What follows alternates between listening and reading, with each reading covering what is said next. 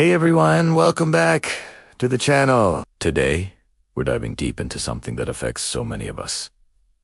Anxiety, that constant feeling of dread, the what-ifs that race through our minds, the physical symptoms that can be so debilitating. But what if I told you that an ancient philosophy, born over 2,000 years ago, holds some of the most powerful tools to manage it? Today, we're talking about Stoicism. Now, when you hear Stoic, you might picture someone who's completely emotionless, bottling everything up. But that's a huge misconception. Stoicism isn't about suppressing emotions. It's about understanding them and not letting them control you. It's about finding tranquility and resilience, even when life throws its worst at you. The Stoics, like Seneca, Epictetus, and the Roman Emperor Marcus Aurelius, were masters of the human mind. They knew that most of our suffering doesn't come from external events, but from our judgments about them. This brings us to the core principle of Stoicism, the one that can radically change your relationship with anxiety. The dichotomy of control. It's simple, yet profound. Some things are within our control, and some things are not. According to the Stoics, our happiness and peace of mind depend entirely on focusing on what we can control and accepting what we can't. So, what can we control? Our thoughts, our judgments, our choices, our actions, our responses. That's it. What can't we control? Well, pretty much everything else. We can't control what other people think of us. We can't control the weather. We can't control the economy. We can't control getting sick. And we certainly can't control the past or the future. Anxiety often stems from worrying about things outside of our control. We worry about an upcoming presentation. What if I mess up? What if they think I'm incompetent? The Stoic approach is to break this down. Can you control whether you mess up? Not entirely. You could trip. Your mind could go blank. But what asterisk you control? You can control how well you prepare. You can practice your speech, research your topic thoroughly, and get a good night's sleep. You can control your intention to do your best. Focus your energy there. As for what your audience thinks, that's entirely in their court, completely outside your control. Fretting about it is a waste of your precious energy. Once you truly internalize this, it's like a massive weight is lifted. You stop fighting battles you can't win. Let's try a little exercise. The next time you feel a wave of anxiety, stop and ask yourself, what am I worried about right now? Then, ask the crucial follow-up question. Is this thing I'm worried about within my control or outside of it? If it's outside your control, your job is to practice acceptance.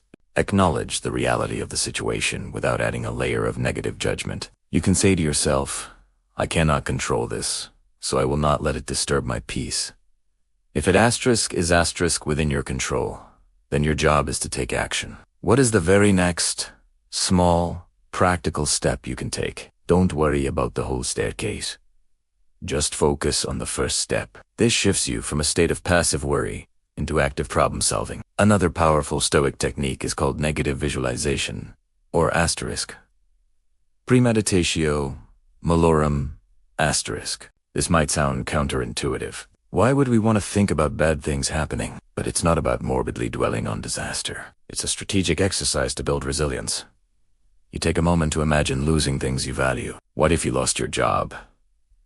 What if a relationship ended? What if you faced a health challenge? By mentally rehearsing these worst-case scenarios, you do two things. First, you realize that even if the worst happens, you would likely find a way to cope. You'd survive.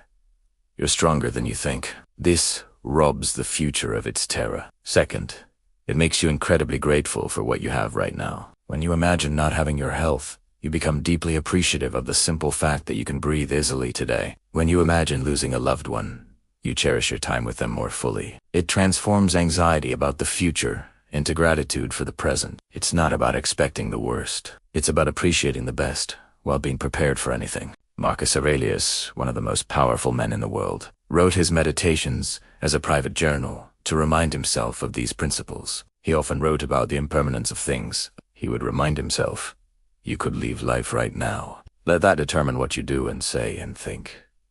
This isn't meant to be grim. It's a call to live with urgency and purpose. Anxiety often keeps us stuck paralyzed by fear of making the wrong choice. The Stoic perspective reminds us that our time is finite and precious.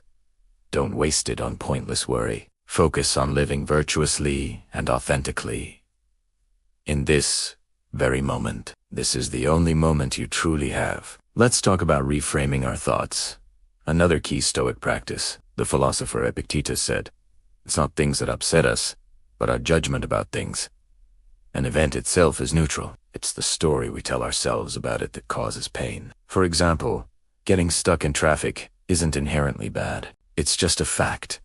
Cars are moving slowly. It's our judgment. This is a disaster. I'm going to be late. My boss will be angry. This always happens to me. That creates the stress and anxiety. A Stoic would reframe this. I am in traffic. I cannot change this fact. I can use this time to listen to a podcast, call a friend, or simply practice patient breathing. I will handle the consequences of being late when I arrive. You see the difference? You're not denying the reality, but you're choosing a more rational and peaceful response. You're taking back your power from the external event. This takes practice. Of course, your brain is wired to jump to conclusions, but every time you catch yourself and consciously reframe a thought, you are strengthening a new neural pathway. You are training your mind to be your ally, not your enemy. Think of your mind like a garden. If you let it go, weeds of anxiety, fear, and anger will grow wild. But if you tend to it daily, pulling out the weeds of irrational judgments and planting the seeds of reason, gratitude, and acceptance, you can cultivate a beautiful, tranquil space within yourself. This is what the Stoics were all about. Mental gardening. So, how can you start integrating this into your daily life? Start small. Begin your day with a moment of reflection. Think about the challenges you might face and remind yourself of the dichotomy of control. I will focus on my actions and responses and accept what I cannot change. Throughout the day, practice the pause. When anxiety strikes, take a breath before you react. Ask yourself, is this in my control? And in the evening, journal. Write down what troubled you and analyze it through a Stoic lens. Did you worry about something you couldn't control? How could you have viewed it differently? This self-reflection is crucial for growth. Remember, Stoicism is not a quick fix or a magic pill. It's a lifelong practice, a philosophy for living a good life. It's about training your character, day by day, to be resilient, virtuous, and serene, no matter what life throws your way. It's about understanding that true freedom isn't about controlling the world around you. It's about mastering the world within you. By practicing these ancient techniques, you can start to loosen anxiety's grip and build a foundation of inner peace that no external event can shake. Thank you so much for spending this time with me today. I hope these Stoic insights offered you a new perspective and some practical tools to manage anxiety. If you found this helpful, please give the video a like and consider subscribing for more content on philosophy for modern life. Let me know in the comments which Stoic idea resonated with you the most. Take care and be well.